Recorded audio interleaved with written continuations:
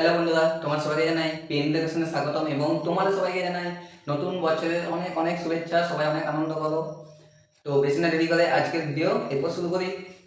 তো দেখো, আজ আমরা ভারতের বিভিন্ন কবিদের কি নামে ডাকা হয় সেগুলো আমরা জানবো। মানে বিভিন্ন কবিকে আমরা কি নামে, মানে সেই কবির নাম ছাড়াও আরো অন্য কি নামে চিনি সেটাই আমরা জানবো, ঠিক আছে? তো বেশি না দেরি করে শুরু করা যায়। ফার্স্টে কি আছে? বিশ্বকবি। এটা আমরা সবাই জানি যে বিশ্বকবি কাকে বলে? রবীন্দ্রনাথ ঠাকুর। এটা আমরা সবাই জানি যে বিশ্বকবি বলে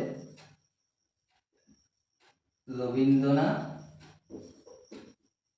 ঠাকুর।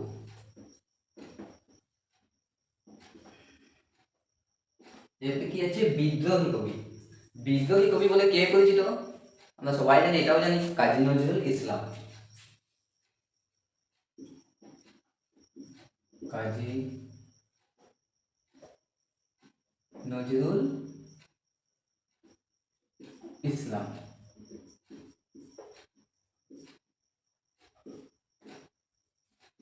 আর কি আছে? পদাতিক কবি।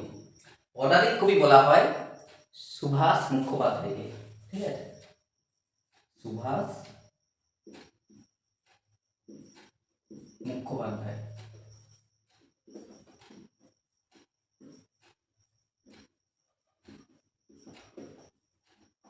এরপরে কি আছে?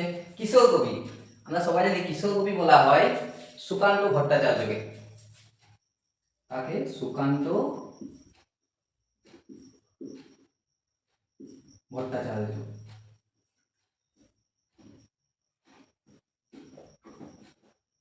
সুকান্ত ভট্টাচার্যকে বলা হয় কিশোর কবি। এরপরে কি আছে? স্বভাব কবি। স্বভাব কবি বলা হয় গোবিন্দচন্দ্র দাসকে, ঠিক আছে? গোবিন্দ চন্দ্র দাস। গোবিন্দচন্দ্র দাসকে বলা হয় স্বভাব কবি। আর কি আছে? রূপসী বাংলার কবি। রূপসী বাংলার কবি বলা হয় তাকে জীবনানন্দ দাসকে। জীবনানন্দ দাস। আর কি আছে? ভোরের কবি। ভোরের কবি কাকে বলা হয় সেটা তোমরা আমাকে কমেন্ট করে জানাবে। আশা করছি ভিডিওটি ভালো লেগেছে। যদি ভিডিওটি ভালো লেগে থাকে ভিডিওটিকে লাইক করে দাও, চ্যানেলটিকে সাবস্ক্রাইব করে দাও এবং তোমাদের সবাইকে আবারও জানাই নতুন বছরের অনেক অনেক শুভেচ্ছা। সবাই অনেক হাসি হাসি করো, মজা করো এবং নিজের লক্ষ্যে অবিচল থাকো। নিজের লক্ষ্য থেকে সরে যাবো না। তো আজকের ভিডিও এই পর্যন্তই।